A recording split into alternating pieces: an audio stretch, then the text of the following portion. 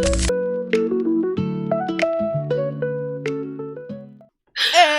I feel like I need to come in tap dancing or something. were, were you listening to the show? Yeah, wow. Hello, everyone. Zombie, mud pies, Malaysia, everybody. Hi, great to see you all, or hear you all. Great that you're all there. Oh my goodness. I want to thank you very much for coming on to Coffee with Liz. Like I said, I'm absolutely, as the people would say in Britain, I am gobsmacked. Absolutely thrilled that you are here today. Now, I know there are some people that may not know what mudlarking is. I know that's probably a small number, but what exactly is mudlarking? Okay, well, the term mudlarking dates right back to pre-Victorian times, and the mudlarks, the original mudlarks, they were often young children, young boys, old ladies too. They used to go down to the River Thames at low tide, and they could often be seen right up to their knees with baskets on their heads, their clothes really thick with mud, and they were searching for anything that they could find to sell, to take home and feed their family. And so those were the original mudlarks. They really were the poorest of the poor. You wouldn't aspire to be a mudlark. And then if you fast forward to now, of course, the modern day mudlarks, we also go down to the foreshore at low tide. And we're looking for pieces of history thrown out by the tide, left out for us to research. And luckily, we don't have to sell our finds to feed our families. And we are better equipped. We have boots and tide timetables and our permits. And so, yeah, that's where the term mudlarking originates from. Now, mudlarking recently has become extremely popular. How do I change this? Just, I'm sorry. Oh my goodness. What is going on? There we go. I apologize. I'm on the other side of you now. No, oh my goodness. I don't know how this, let's see. Oh, well, there you go. There you go. Now it has become it's exploded in popularity, and one might say that it's even become kind of romanticized. Why do you think that is? Well, I mean, I've never met anybody who hasn't been inspired by mudlarking because really what we're looking for, I mean, a lot of people say, what's the most valuable thing you found? But I think I can speak for many mudlarks when I say that, it's the story behind the object. And that's why I suppose there's this romanticism connected with it. Because when we find an object in the mud, it's not just a simple piece of metal, it's got a story behind it. And those are my favorite kind of finds, when you find something that you can link to a person or a place, and then you've got that whole story that unfolds. And so I think that's why it's romanticized. It's that inspiration behind the find. Yes, yes. Now, I went back to your videos, and the first time that you actually posted a video on YouTube about mudlarking was about 5 years ago, and I think you showed some bomb exploding or something like that. What got you interested in the hobby? Well, I grew up in Cornwall, which is in the southwest of England. It's a really beautiful place. And so I used to do a lot of beach combing, Mm. collecting anything I could find, driftwood, metal, rope, glass, what have you, to make collages and assemblages. When I moved to London in about 1998, I found myself down on the Thames foreshore and hadn't realised that I was going to find little pieces of glass and pottery, and then one day I found my first coin, and it was that gripped my Ah. imagination, holding something in my hand that somebody had dropped over 100 years before. And the rest, they So say, is history. yeah, that's right. It went on from there, really, and then I became a devoted fan, like so many others. Yes. Were there role models for you when you started in mudlarking?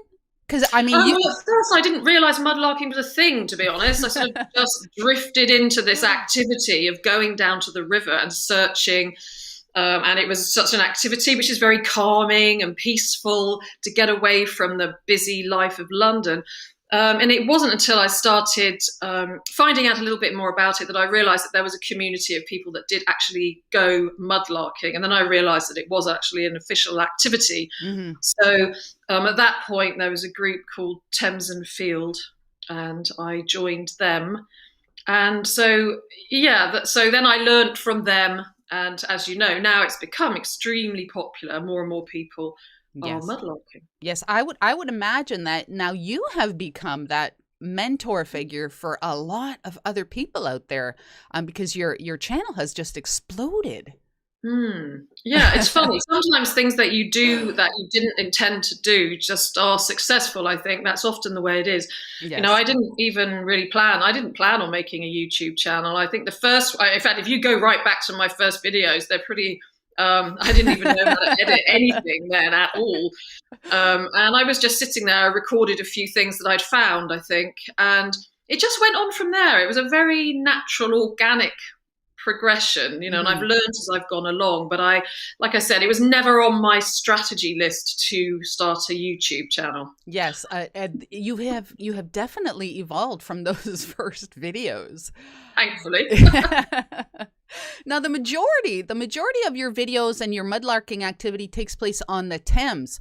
Um, why is that such an ideal, other than it being, I guess, very accessible to you? Why is the Thames River? What is it about the Thames that makes it ideal for mudlarking? There's several reasons, really. The River Thames is flowing right through the centre of London, which has always been such a hugely busy place, and so many civilizations have lived along its banks over the years, and the Thames has been used as a rubbish bin for centuries. And so Romans, Victorians, Georgians, Neolithics, all sorts of things have been thrown and lost in the river. So, and the fact that it's tidal, of course, which is unlike many rivers in other parts of the world, in other Yes. cities, we're very fortunate because we have a low tide twice a day. And each time it goes out, it's leaving little pieces of history on the mud for us to find.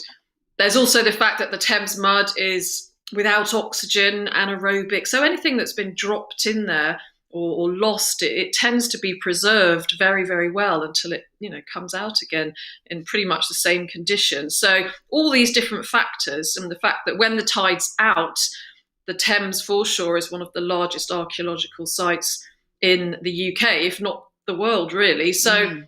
yeah, we're very fortunate, and I guess that's why it's such a good place to go mudlarking. Hmm. So the items that you find could be anywhere from modern day to many, many centuries uh, in the Yeah. past.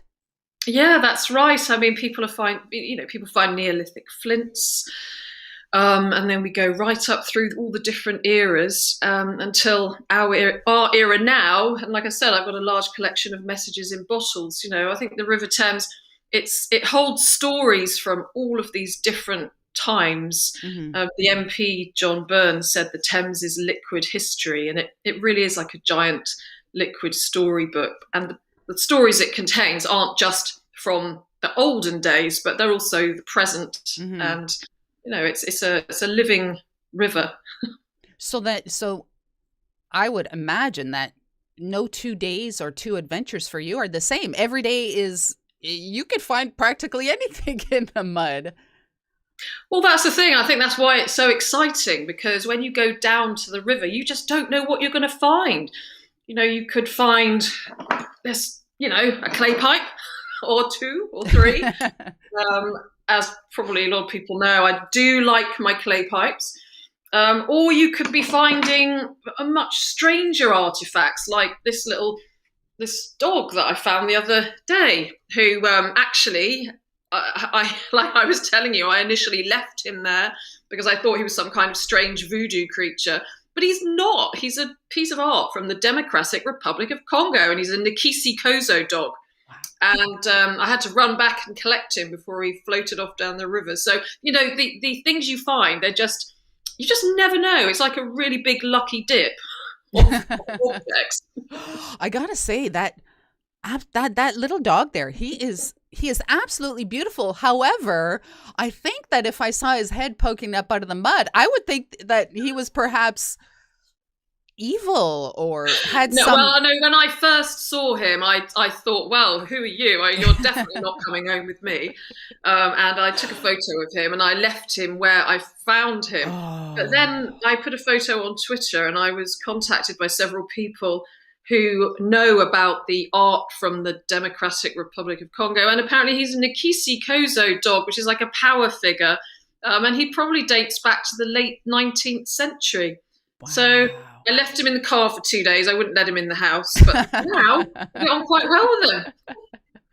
Oh my goodness. He's so for him, for that piece to be there, did the river bring him in, or was he always there and he just got exposed, or I don't know. It's a bit of a mystery, really. I'm wondering if, I mean, there's a big thing about the repatriation of art to the Democratic Republic now. Some museums have been have had these artifacts stolen. It could have been stolen some time ago, or it could have been found in somebody's attic and just thrown in the river. So I don't know. It's a bit of a mystery, but we're hoping to find out a lot more about him. There's some professors from Oxford who are going to be talking to me about him, see if we can find out, because we're probably going to be returning him to the DRC. mm-hmm. So Yes, there's an interesting tale from the river. that is an absolutely fascinating tale, as I'm sure. Oh my goodness, practically everything that you pull out of that, or dig out of that mud has a tale behind it, like you were saying earlier. Yeah, it does. It does. That's the magic of it, really. That's the magic of mudlarking for you. Yes. Now, before we get into some of your stories and experiences, is mudlarking something that anyone watching right now, can they go out and start mudlarking on the Thames?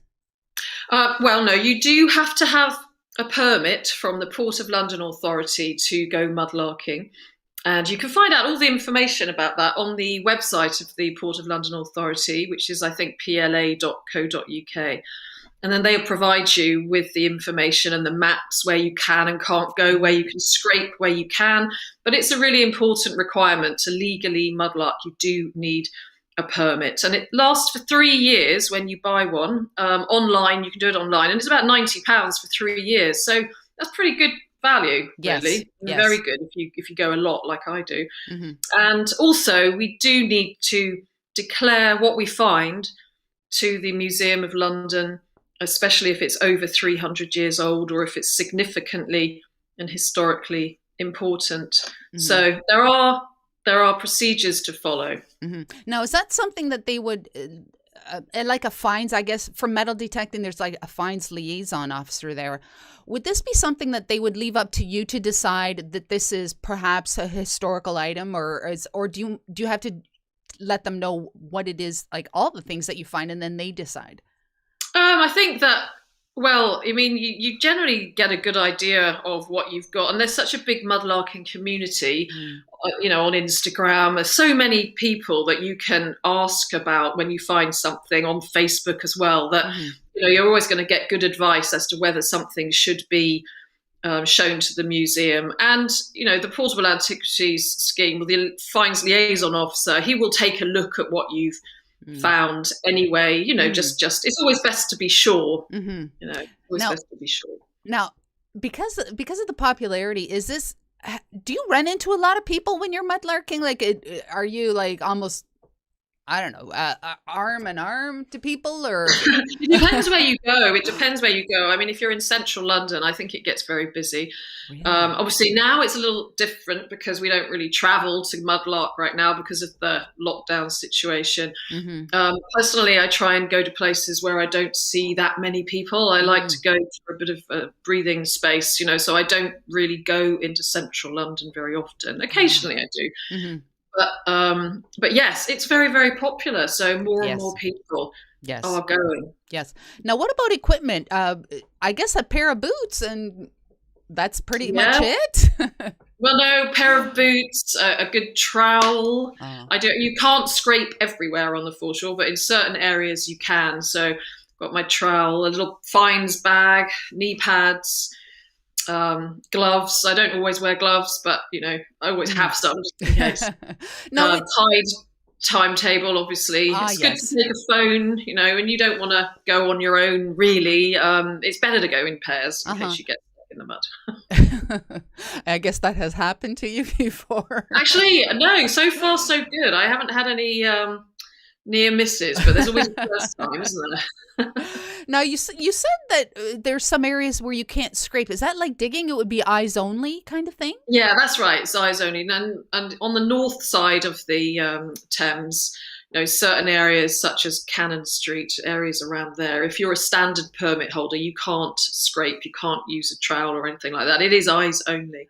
Yeah. Oh, okay. So are you able to find things with eyes only as well? Yeah, I'd say the majority of things I find are eyes only because you if you start digging around in the mud anyway, you can't really see what you're doing. So I would say pretty much most of the things I found have been eyes only. Mm-hmm.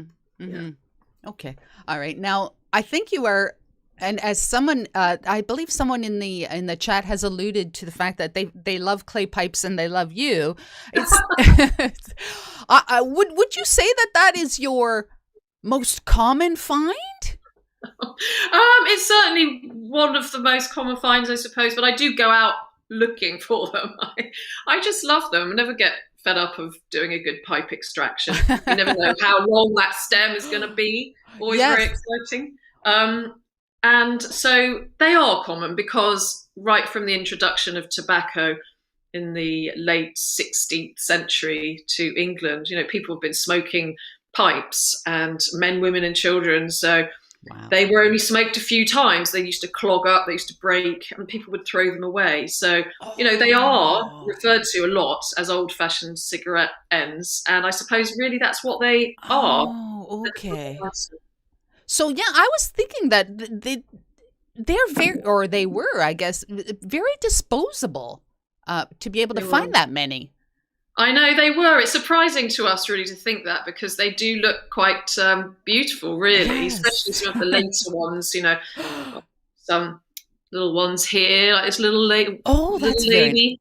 That's very. Tobacco would have gone up her skirt. Oh my goodness! They had a great sense of humor back then when they were manufacturing. It's a nice floor pipe here. Some of them really are like little works of art, Mm-hmm. aren't they?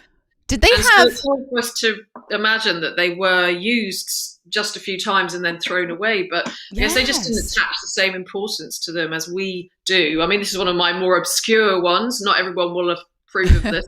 It's a lady sitting on a chamber pot. Oh my goodness! Made by a French pipe maker.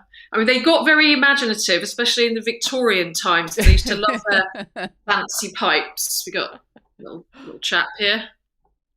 Oh, yes, yes. So it's exciting, because you think, wow, what am I going to find now? Yeah, you must have quite the collection of pipe bowls and stems. Yes, I do have quite a collection. Yes, I do. And, it's also very nice when you find them with the maker on the side. That adds an extra layer of interest because you can find out all about the person who made the pipe and the family of pipe makers. I've found out quite a lot about the local pipe makers here, and I've even contacted the descendants. So again, a clay pipe is not just a clay pipe; it can lead to some real good connections and some good stories. Mm-hmm. Now you could definitely date a pipe by, I guess, the maker's mark. Not only that, but the design on it. Would you say, or? Yeah, you can. You can date clay pipes. They started off with a very small bowl. I don't have one. Actually, I guess, the shape and the size. I mean, that's actually a very early one, sort of 1640, 1650. It's got that particular shape. And then they got a bit bigger. The bowls got bigger as tobacco got more available and less expensive. And they evolved into the more kind of elaborate pipes. This is slightly later on here, sort of early 19th century. And then all these pretty ones. So there's one here with a little horse galloping along. That's beautiful. Gorgeous, isn't it? That's very nice. That is very nice. Yeah. What would you say is your oldest pipe?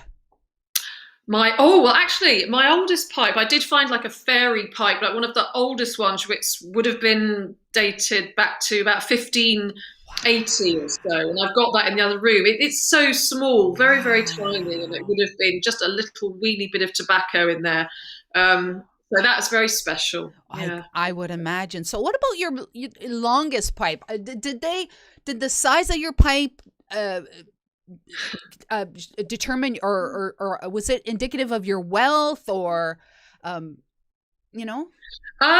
Well, often they were very long. The church warden pipes. I can't remember why they're called church warden pipes. There's a reason. I think it's for people to smoke in church, but for the actual smoke to go out the window, I'm not quite sure. But I'm not too sure. Yeah, I mean, in the old paintings, you do see the people with the very, very long clay pipes. Yes. So it's possible it had something to do with wealth. Mhm. I'm not actually certain about that, though, to Mhm. be honest. Mhm. Now what is the sometimes we see you on video and we're all like excited because you think it's a complete pipe and you're starting to pull it and we're like how long is the stem going to be, how long is the stem going to be, what is the biggest or I guess most complete pipe that you have pulled from the mud? Ooh, is it? Yeah, I haven't got it sitting here, but it's fairly long, fairly long. Really? Yeah. I can't remember the exact length, but Wow. yeah, a nice long length. And it's amazing, really, when you think that they've been in the mud for, a Yes. couple of hundred years at least, and they're still Yes. intact. I mean, that's just incredible. But the Thames mud is so very good at protecting them and cushioning them. So, Hmm. we're Sometimes very fortunate. sometimes it looks like you're digging through almost liquid cement. It, Yes. Well, there's so many different bits of Thames mud, so many different types of mm-hmm.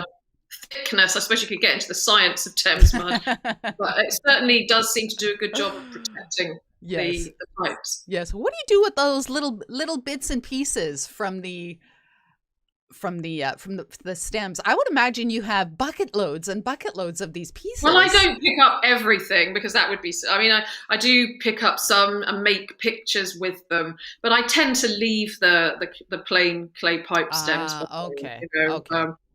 I've That makes got so sense. many things here that I need to calm down on the certain things. So no, I tend to leave the pieces of clay pipe stem. Uh-huh. Okay. I guess the newer people can pick those up out of the Yeah, mud. exactly, because they are still very exciting, aren't they? Let's face it. I mean, how often can you walk around and find these little pieces of the 17th, 18th century sitting there Yes. on the beach? I mean, it's quite Yes. special. Yes. It's almost as though you're a bit of a time traveler and that's why I said earlier it's very romanticized. I think it's absolutely a fascinating hobby. It is. Yeah, it is. I think that's why so many people are keen to do it because Yes. it is very inspiring and you can just get lost in the moment when you're walking along Yeah. searching for objects in the river. I mean, it's just the whole experience is very serene and special. Hmm. Now, I think after pipes, most people, well, I know myself, anyways, the messages in a bottle. Yeah. I don't think you can get more fascinating than that. You found quite a few.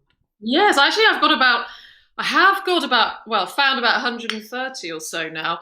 um Wow. I mean, I don't take them all. These are actually photocopies of the messages. I take a photo and I usually, sometimes, not always, send them on their way. I've got a file. I don't know Oh. what file. File. Oh, here it is. I've got a file here full of um, messages in bottles, and it's quite special because I mean, it just goes to show the Thames isn't just full of old stories; it's also got modern stories in it too. And messages in bottles have been sent since ancient Greek times. People do it for so many reasons, and it's another way of connecting. And it's special finding a message in a bottle because you don't see many handwritten letters around these days. People don't write so much. We've got Yes, emails and texts. And so this is finding true. a message in a bottle is actually very, very exciting. And, so many people write them. Children, old people say goodbye to people in them. People write because they're just happy. They write poems, and I've got several. I'll tell you about my favourite ones. Yes, please do. Well, I found one of my favourites. It will remain my favourite always. Is the one I've found from a little boy called Jack, and all he wrote, I don't think I've got it in front of me, was I wish I could be a Dino Thunder Power Ranger, the Red Ranger, from Jack Hodges. And I took a photograph of this and put it on Twitter and said, hey, let's see, can we make Jack's dream come true? Not really thinking we would actually trace him. And it was retweeted loads and loads of times. And amazingly, we did actually trace Jack's family. And so I sent him a Power Ranger outfit, and then he sent a little card back with him wearing his Power Ranger outfit. And say, thank you very much for the wonderful. That is a wonderful story. Well, it's just the throwing your wish in the river and letting go of that wish, and then it just comes back to you. I think that's just such a magical thing to do. And many people do that. It's all about letting go, I think, throwing messages in bottles. I found quite a lot of people who are making their New Year's resolutions. They write them all down and then they throw them in the river.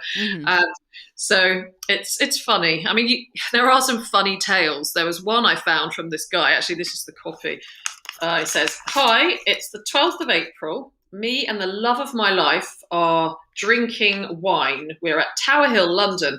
Once you get this, call me on," and he gave a couple of phone numbers to call. And so I found this. It was about 6 months later, and I rang the number and said, hi there, I'm just calling you because you were on Tower Bridge with the love of your life drinking wine. And there was this very long silence, and I thought, yeah, sorry, you probably think I'm a bit strange ringing you up saying that. And he said, oh my God, I was so drunk when I rang. He never imagined anyone would find it. And I said, well, I write a blog on messages in bottles. Would you like to send me a photograph of you and your love of your life? And he said, oh, we're not together anymore. So there's so many of these funny little tales, associated with these bottles. Now, on the opposite side of the emotional scale there, have you read anything that was, or found a message that was a little dark? Oh, there's lots of dark messages. Yeah, there are lots of dark messages. Again, I would say I don't keep these messages. I do look at them because it's very hard not to when you find a message and you don't know if it's going to be dark or not before you open it up. Yeah, I mean, I found some dark ones. I found a sad one, but it was nice that I found it. It was a lady who wrote a letter because her sister died very unexpectedly, and she'd actually put a little bag of ashes in with this letter, and she asked whoever it was who found it if they could contact her to let her know how far she'd gone, because her sister was going to go on a round the world trip on a boat, but she died just before, so she wanted to send her out on this trip. And I found it in Greenwich, actually, and I kind of wish that I'd said that I found it in the Caribbean or something like that, but I told her where it was found, and she said, oh, that's typical Claire. She didn't really want to leave London after all, and I sort of wished I'd said I'd found it a little further afield. But, it was nice to connect with her. And again, I found quite a few sad ones of people that are just wanting to let go of their feelings and then put them in a bottle and let the water take these feelings away. Yes, like almost cathartic. Yeah. So you do read all your messages, or all the messages in bottles? I do, yes. I suppose I'm nosy, and actually once one time somebody got me back on that because I found this message which washed up along the Thames estuary in Kent, and I opened it up and it just said, all it said was, "You're a nosy beep, aren't you?" Did it really? I was so shocked I nearly threw it away. And then I thought, guess. What? How dare you? But I didn't actually. I did keep that one. I would have kept that one too, just because. Being trolled by messages in bottles. I know. Wow, that is funny. Now, what would be, and this might be hard, but what would be the, like, have you found anything really, really old? Because you said that messages in bottles have like major centuries. Anything old that you've found? Oh no! What in terms of messages in bottles? Yeah.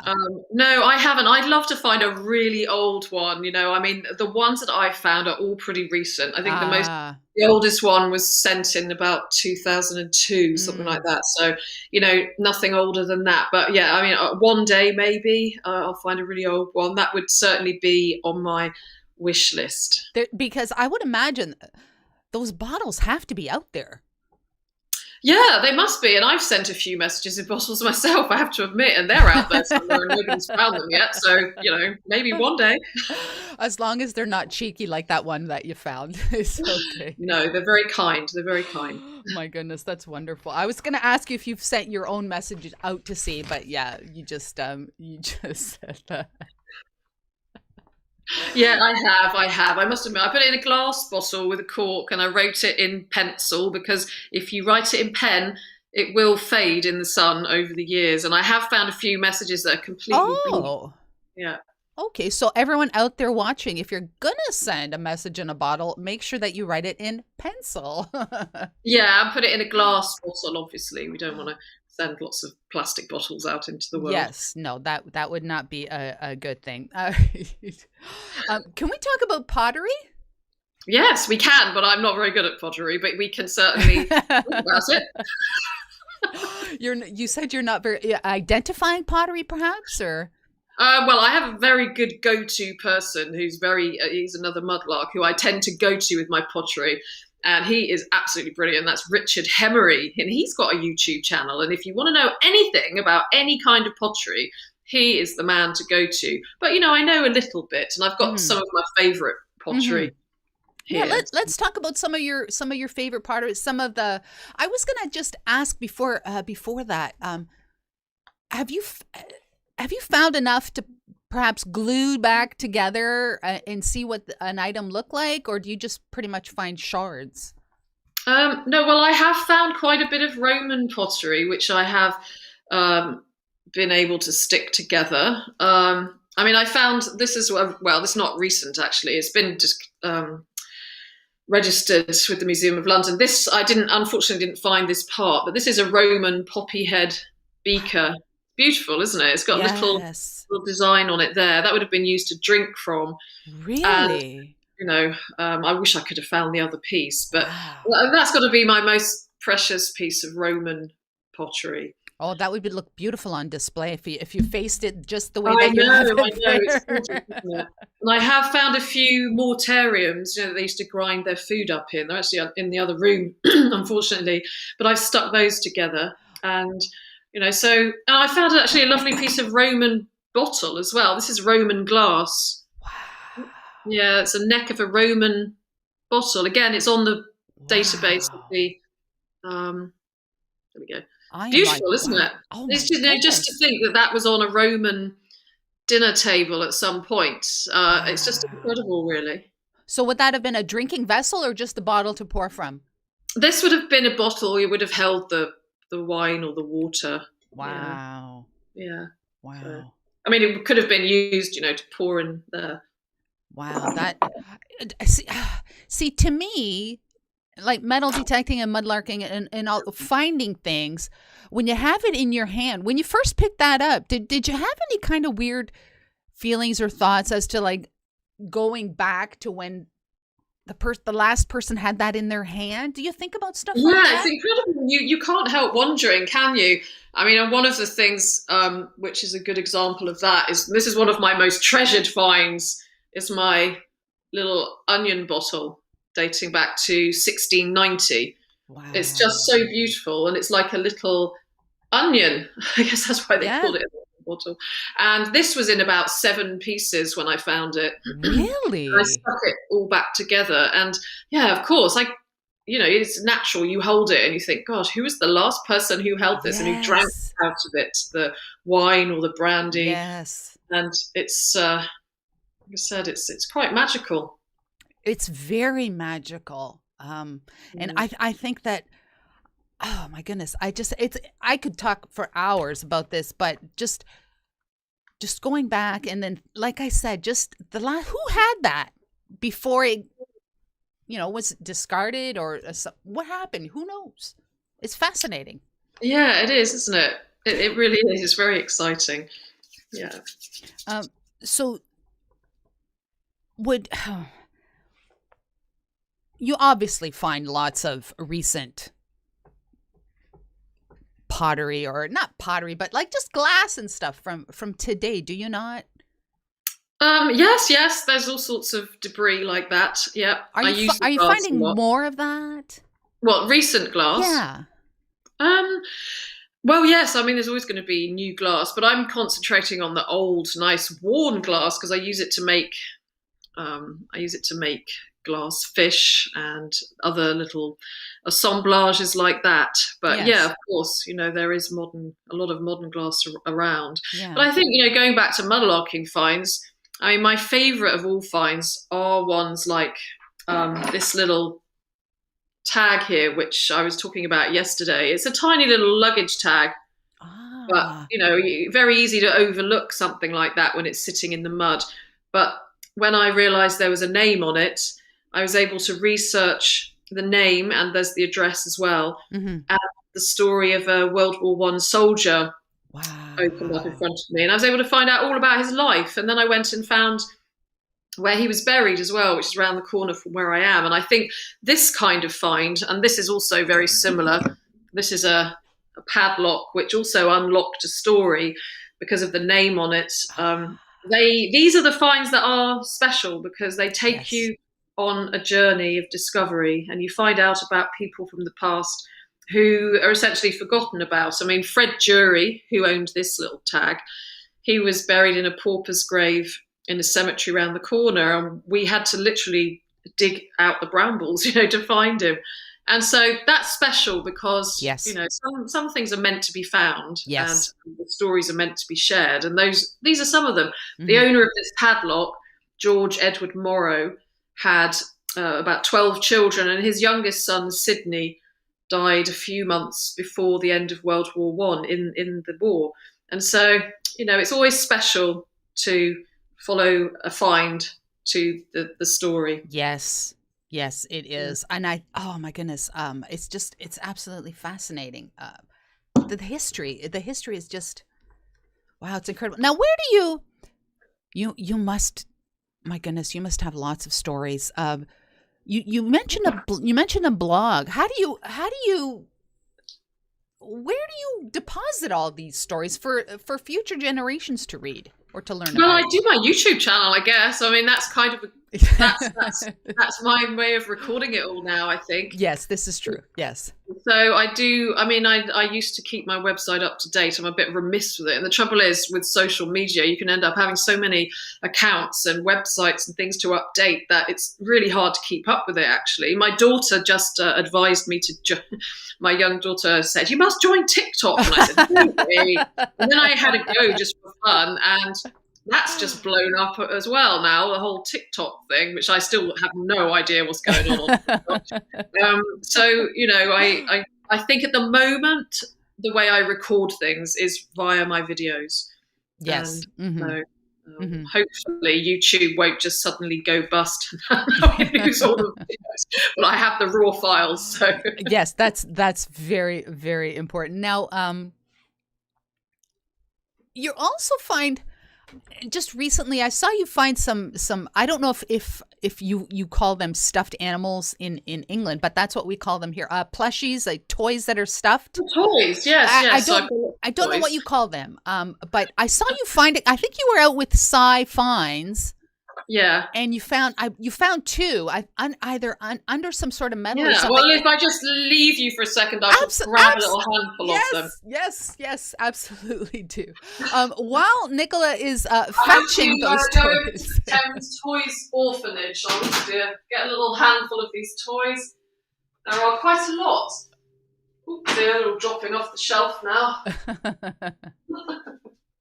Don't forget to hit the like, everyone. If you're watching this and you have not hit the like, please do so. Everyone, you all thought you were going to come and watch my mudlarking finds, and here I am with all my toys.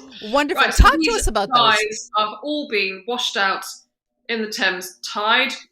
Lots of monkeys. I don't know why. Do you have a lot of monkeys? We have sock monkeys. Teddies. Some of them are very old. Some of them have been through the war. Some of them have been sitting on the foreshore for probably a very long time. They've all had a little wash. And here's the most recent. That's duck. Ah, yes, you were thinking about not bringing that one with you. Well, it was these two actually, Yes, and yes. but I thought I couldn't leave them, so they have joined the Thames Toys Orphanage, which is in Wonderful. the corner of my studio Oh, here. wonderful, wonderful. Yeah, I probably look like a little bit of a mad person now. No, no, they were, it's wonderful that you rescued them. You gave them a bath, you spiffed them up a little bit, and now they're on a shelf. How wonderful is that? Yeah. When did the idea of the Thames Valley Orphanage, when did that come about?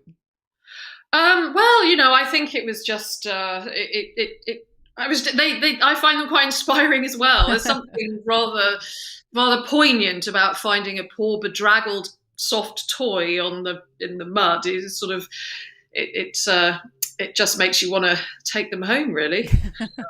Don't you think, everyone? Tell me you all feel the same. I'm sure that you cannot. I think I would feel almost guilty leaving them behind. Well, yeah, I mean, it's interesting because over the years, the centuries, children have lost their toys in the river. I mean, I also have old toys from children who are, back in the Victorian, the Georgian times, little lead Yeah. toys, old cars, tiny plates from dolls' houses. So, it's Mm. not just a modern thing. I mean, Hmm. these children have been losing their toys in the river for years. And Yes. so it's just a continuation of that, really. And I think once you're a collector of things, maybe it's hard to know when to stop. Oh no, you cannot stop. You can never stop. I think that you can never stop, but you would hope that the next generation will respect the collection and maybe even add to that collection would be really interesting. Yeah, well, one of the things I want to do is create a little museum, and um, these toys, they're fascinating in their own way. Hmm. Hmm. I find them really interesting. Maybe, Yes. not as interesting as some of the older artifacts, but, it's just an indication of some of the weird and wonderful things you can find. I mean, I found some very odd things in the river, including this is one of the stranger things I found. I mean, whatever you find in the river, you do learn so much miscellaneous, strange information. And this is like a big ceramic egg, and if you rattle it, there's something in it. Of course, first of all, I had no idea what it was, but a little bit of investigation, I found that there was an anonymous artist about 10 years ago, I think, who placed about 4,000 ceramic eggs in the Really? Thames. And so people are still finding them. They're all different shapes and sizes. So that's Wow. fun. In That's fact, I've got another one. Yeah, that another is one very here from cool. the same artist. So lots of different types of Really? egg. Hmm. Wow.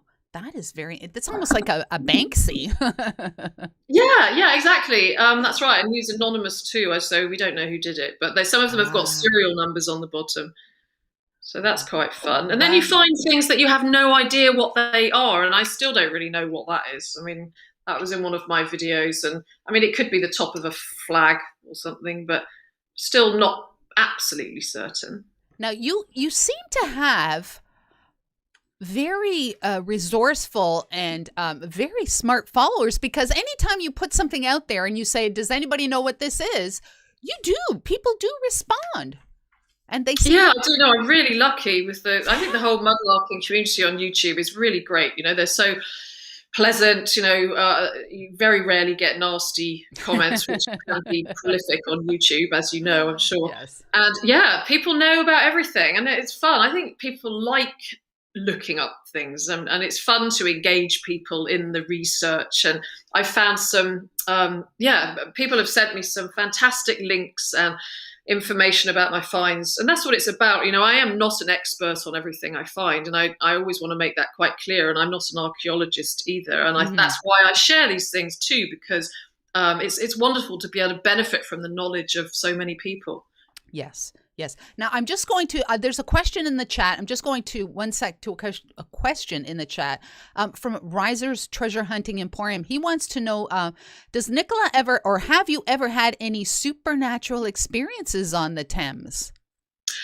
Well, yeah, do you know, it's funny. I would say I probably, well, I've had some strange experiences. Now, and this is quite strange for me. I found this beautiful. I don't know if you can see it there. It's Yes.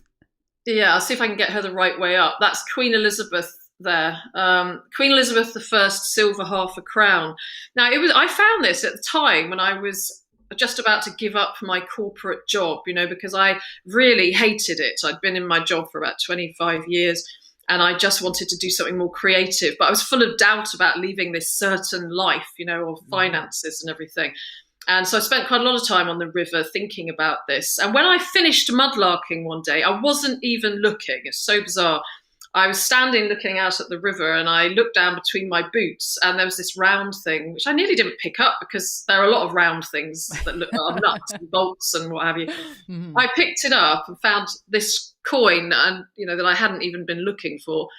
But what was lovely is round the edge, there's a Latin inscription with I have made God my helper, and it just was quite meaningful for me at that time, wow. When I was thinking about giving up my job and didn't really know whether to or not. Mm-hmm. That was it was just like a message from the river, so that was special. And I've had a few messages in bottles like that too.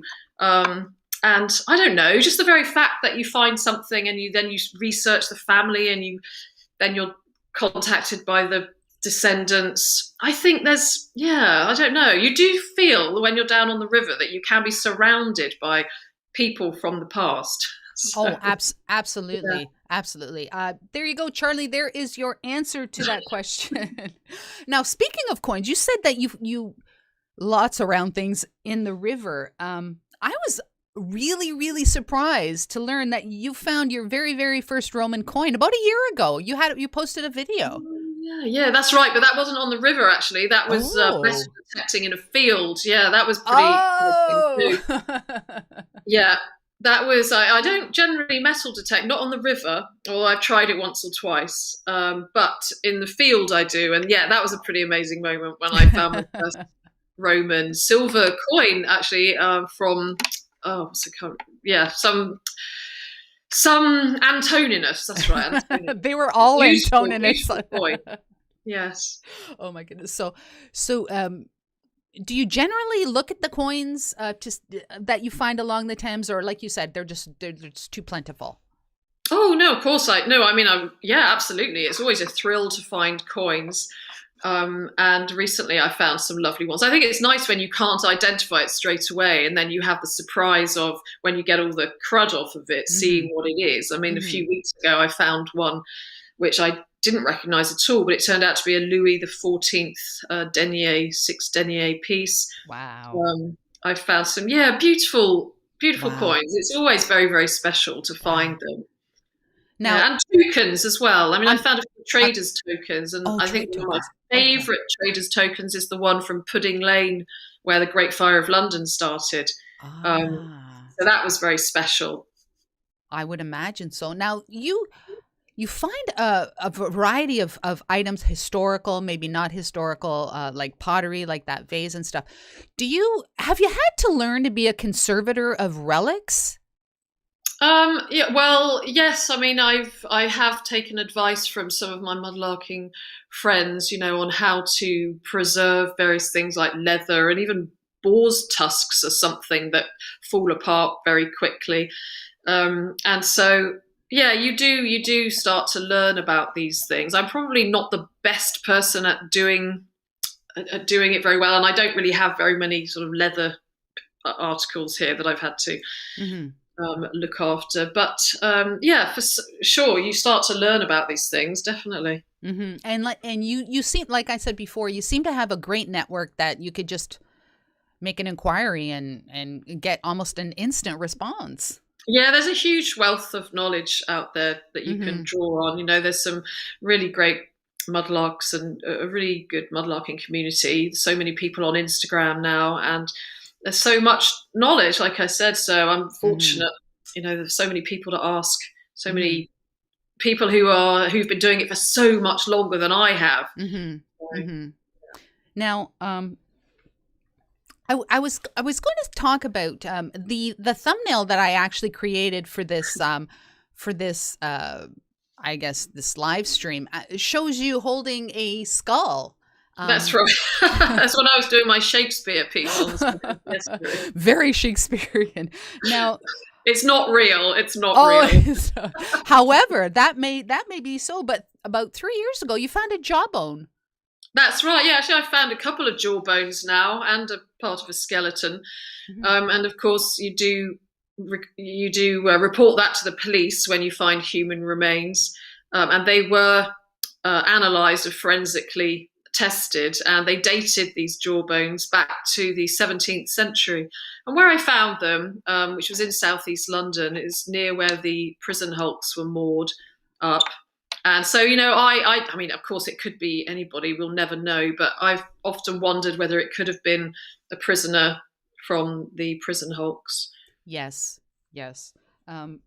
So that one jawbone that you said you found many, but they have been identified. Have been? Well, they've tested them just to make sure it wasn't a modern sort of Oh, I see. crime Okay. victim, and Okay. they dated it back in the 17th century, Mm-hmm. probably. Mm-hmm. So an old jawbone. Yeah. So Is that a somewhat common or what you must find body parts or bone, I guess bones. Um there are quite a lot of bones on the foreshore. Well, most of them, thankfully, are animal bones. Thank goodness. Yeah, I mean, I've got a great little piece of bone here, which I don't know if anyone will be able to identify. Anybody know what that is? That looks like a spear point to me. I know, it looks like a feather, doesn't it? Yes, it does. If you've watched some of my videos, you might know what it is. But I was really puzzled by this for a long time. And what it is actually, it's a piece of turtle bone. It's a rib Really? bone from a turtle.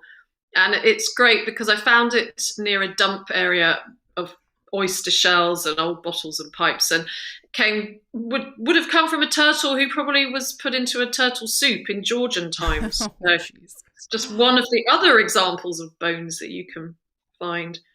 Um, Fascinating. Very, very, and it's just like you said. You learn about past, I guess, not civilizations, but past. Well, like you said, that turtle could have been someone's soup. That. well, that's right. I think that's the fun of the river. You learn things that you never imagined that you even needed to learn. That's the thing. It's very motivating to research something that you found in the mud. Hmm. And so you do end up with rather a lot of interesting knowledge that you could regale people with at dinner parties.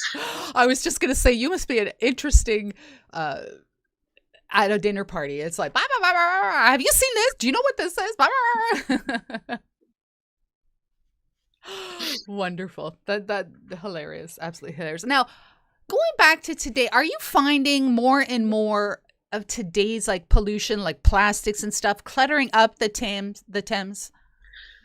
Yeah, there is a lot of plastic. There is, but luckily, I mean, during the lockdown, to be honest, I think it's given nature a little bit of time to rejuvenate. Ah. Although I have found quite a lot of masks washed up recently. Mm, yeah. It's worse out on the Thames estuary, I think, in my experience. But yes, there is that problem of plastic bottles in the river and lots of plastic rubbish. But there's luckily some excellent organisations like Thames 21, and a lot of mudlarks take bags with them and take Mm, plastic away as well when they go mudlarking. So mm-hmm, we are all engaged in the fight against plastic. mm-hmm. Excellent. Okay, let's talk about Sci-Fines, your pal Sci-Fines. Can we do that? My mud buddy Sly. Can we do that? Yeah, he's got a great YouTube channel too. He is a great mudlark. He's in the Society of Thames Mudlark. So I am a standard permit holder, but he is in the Society of Oh, Thames. wow. Hoity-toity. Yeah, so he won up from me. Always enjoyable, the banter between you two. And he's also quite very knowledgeable in items that you find. You can kind of like bounce ideas off of each other, which is absolutely wonderful. Yeah, he's a great mudlarking colleague to have. He's very, very good. So Yeah. when did your paths meet? Did they meet on the Thames? No, actually met Simon through the Thames and Field group. He's also part of the Thames and Field group of mudlarks, and so yes, we that's how we know each other, really, I think. And it was through YouTube, I think, because he started his channel off. Well, he yeah started his channel slightly after mine. At least he started making some YouTube videos after mine, and so I asked him if he wanted to do a collaboration, and then we went from there, really. So Ah. I Hmm. mean, it's nice doing videos with two people because sometimes in my videos I'm never in them because I can't film myself very well. Yes, So yes, it's nice filming with other people sometimes because you get to actually yes. feature in your video. Exactly. Now you've had the opportunity to collab with quite a few YouTube personalities. I think I remember. Was it Aquajigger? Did you collab with him? No, I didn't do anything with that sugar. I did. We did go out with Nugget Noggin, Yes, that's it. Yes, and I yes. took Tony Robinson mudlarking as well from the Time Team. Yeah, so Really? yeah, that Wow. was fun. I did you not go with? Were you out with Chill Bill or no? Oh yes. I've been mudlarking with Chill He Bill a seems few like a very times. nice gentleman. He is. He is. It's the only Mudlark I know that wears his kind of shirt and and suit on the. Oh, is there somebody that you would like to collab with that you haven't yet? Oh, there's lots of people I'd like to collaborate. Believe me, after this lockdown is over, I really want to go traveling and hook up with as many people as I can. I was supposed to go to New York last year, Mm. and was hoping to collaborate with some people there.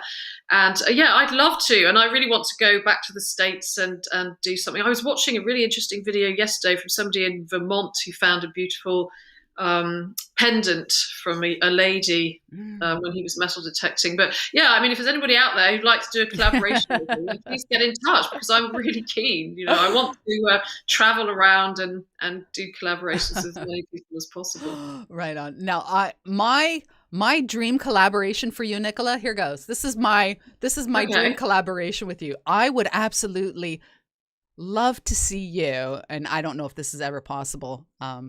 I would love to see you mudlarking with the young princes and princess.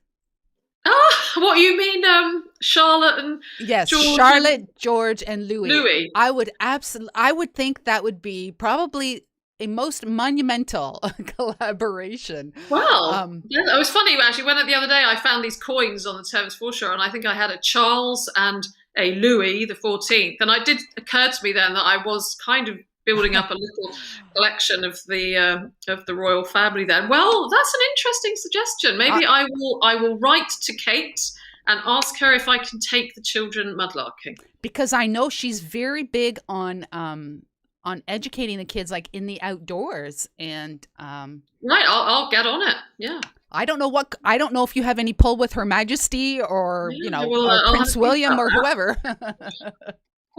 And I doubt that Kate is watching this right now. However, yeah, well, okay. Well, I'll have a go. I think that would be fabulous. You with the three children on mudlarking. Can you imagine what they would find? I think it would be fantastic.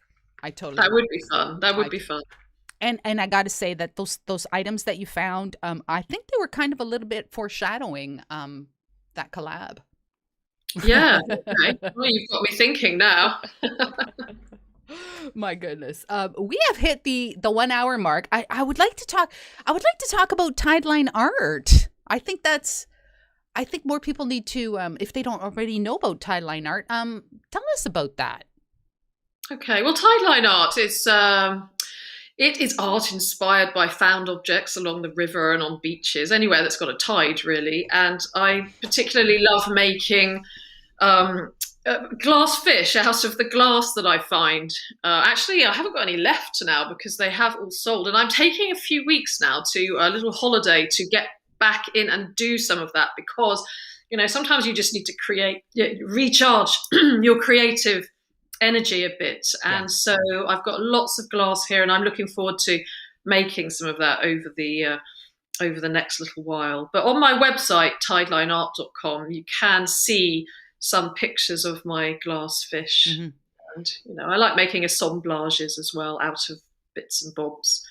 So you not only create the fish, which I think that was my first introduction into tide line art, was that blue fish. Um, I would imagine. Do you make other colors, or because that one that I saw, that I first saw, was a blue fish, and it just, I couldn't believe that Yeah, you I made make that. lots of colours. I've got so much glass. I'm silly, really. I should have one here to show you. But It's like, every colour I use. I mean, red, blue, green, and yeah, every colour. There's so much beautiful glass to collect, and I've got mhm, actually loads of it now. So I'm really ready to make another sort of shoal of these fish. mhm. Now, did you have some glass on a table and you thought that kind of looks like a fish? Like, where did the idea to make a fish out of glass come from? Actually, to be honest, I saw there was a Russian lady who was making some fish out of little bits of sea glass about 20 years ago. I saw them and I never forgot Mm. about it. And I just thought one day I really want to try and make something like that. So I suppose, just like most artists, you're always inspired by somebody else's Yes. work. Yeah. Hmm.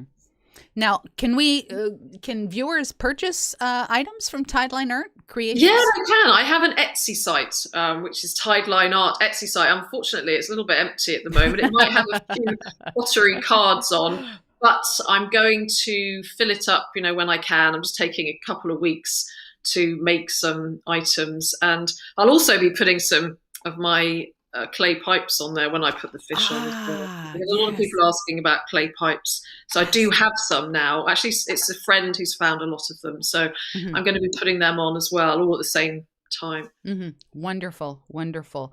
Um, as we wind down the show, I just thought we could kind of talk about some of your, probably your most cherished finds. Doesn't matter what they are.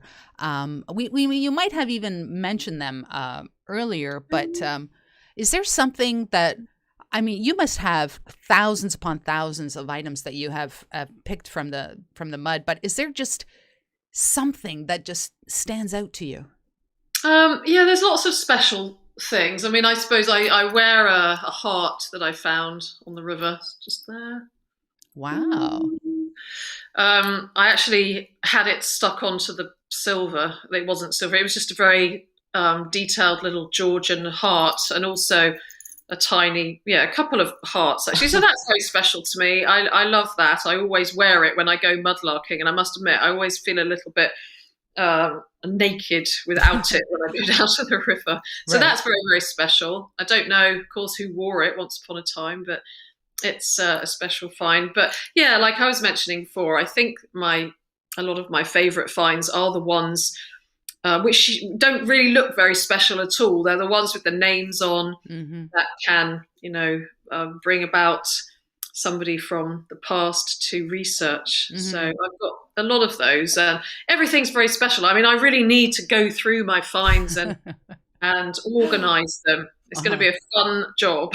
Yeah. Is there a catalog? Like, I mean, is there a database? Are you that, um, do Organised. you have that? Yeah. There's a database somewhere with every little bit. Oh, I used to work as a personal assistant, and I could organise everybody else, but I am not actually that good at organising myself. But one of these days, I will get organised and put it all in a database. Yeah, that's on my long list of things to do.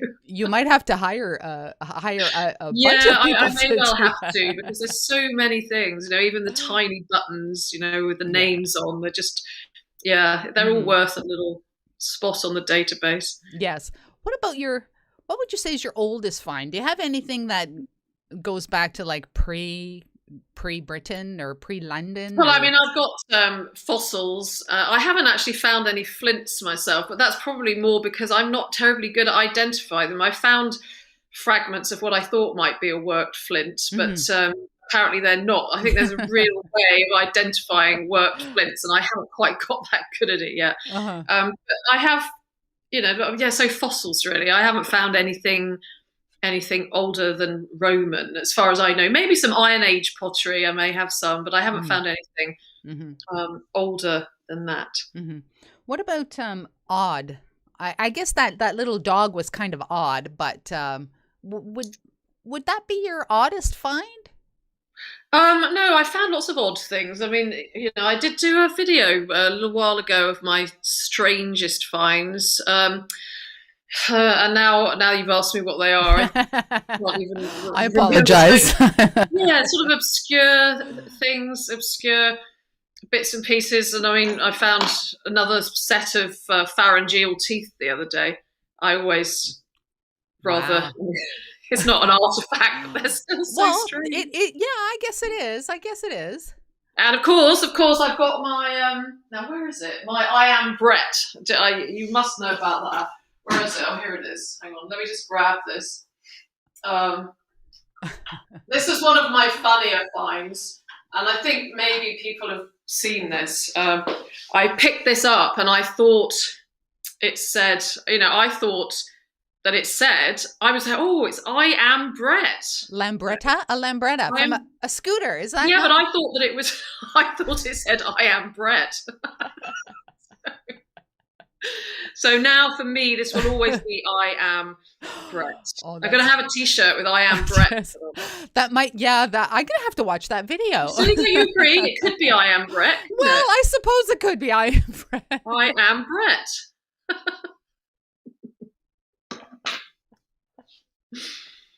You do have to get a T-shirt with that. Oh my goodness! No, I'm going to. I'm going to sell a line of T-shirts with I am Brett. I am Brett.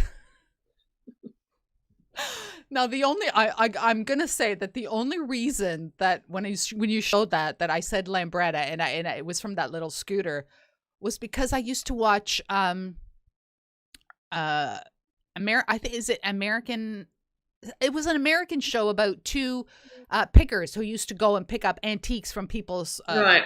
and that is the only reason that otherwise I would say yeah, that is I am Brett. Thanks, Liz. I That's just want nice to of you. I just want to say who broke that to you? Who broke that to you and said that's not No, what it that was fun says? because I did actually. I mean, I genuinely thought I was. Oh, brilliant! It's another name I can research. And luckily, I caught the whole thing on camera, and I tried to show it because it's quite funny, really. I'm not laughing at you. I'm laughing with you. Yeah. That is absolutely hilarious.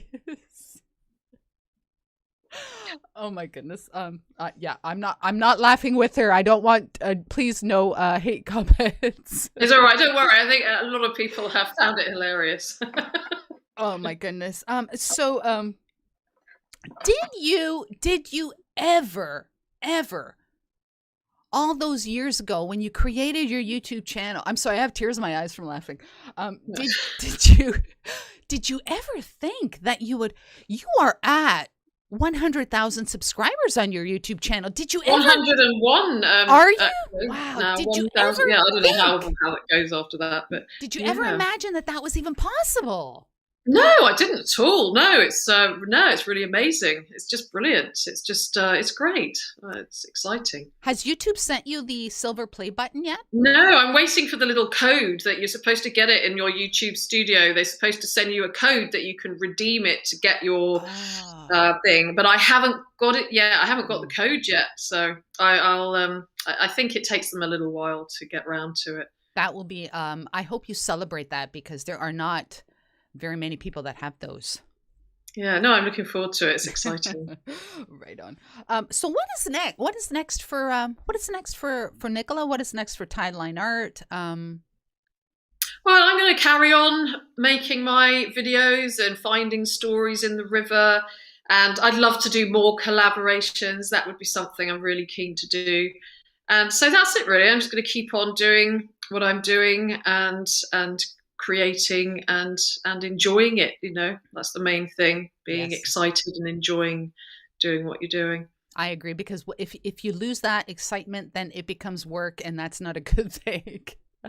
Yeah, no, but it's really exciting to be able to share stories with so many people, and I'm sure that everybody else with a YouTube channel can identify with that. It's lovely to be able to share your pleasure and joy and excitement with what you do with other people. Mm-hmm. So where can people watching keep up with your? I think you mentioned a few of them. Are your social media presences? Where are you on social media? Well, on Twitter, I'm at Tideline Art. And on Instagram, I'm Tideline Art. if you want to venture onto TikTok. I'm not sure it's a good idea, but I think it's Tideline Art Mudlark or Nicola White Tideline Art. I'm sure if you go in there and put mudlarking, you'll find me. And so it's all Tideline Art, really. And my website is tidelineart.com. Are you on Facebook? Oh, I am. Yeah. Oh, crikey, I've forgotten about that. Yeah, I've got a Facebook page, Tideline Art, as well. So whatever social media anybody is on, just pop Tideline Art or mudlarking into the search box, and I am certain that you will pop up. Yeah. Excellent. And as well, just I'm reminding everyone that when your stock replenishes, people can actually purchase items that you have there's a link created. to my Etsy site on my banner page of my YouTube channel, actually. So again, it's Tideline Art. So, but when I do have some things in there, I'm going to let people know. Wonderful. Nicola, I just want to say it has been an absolute pleasure having you on the show today. Just an absolute pleasure. Thank you so much for saying yes to my email. Oh my God. Oh, that's okay. Well, thank you for inviting me, Liz. It's been absolutely lovely to talk with you and to talk with everybody here. And, when I make it over to Canada, then we could do a collab. Oh my goodness. Yes, you heard that here. Oh my goodness. Absolutely. Thank you. Wow, just thank you. It's been a pleasure. I hope that I look forward to your whatever the next milestone is for your next play button. I think it's 500,000, and then I have no doubt that you will be joining the ranks of the 1 million subscribers. Oh, I don't know, my crikey, but that'll be when I'm like 85 or something. I'll still be traipsing across the mud in my boots. Oh my goodness! Just bring your cane in one hand, that'll, and your camera in the other, and it'll be fine. That'll be fine. I'm sure by then they will probably have thought about modes of transportation that will get you. Just giving them that mud. Thank you again so very much. Thank you for having me. Wonderful. Thank you. I'm going to just say goodbye to everybody. I'm going to just pop you off the screen if that's okay. And yeah. Thanks for listening, everybody. Thank you, Nicola. Seriously, thank you.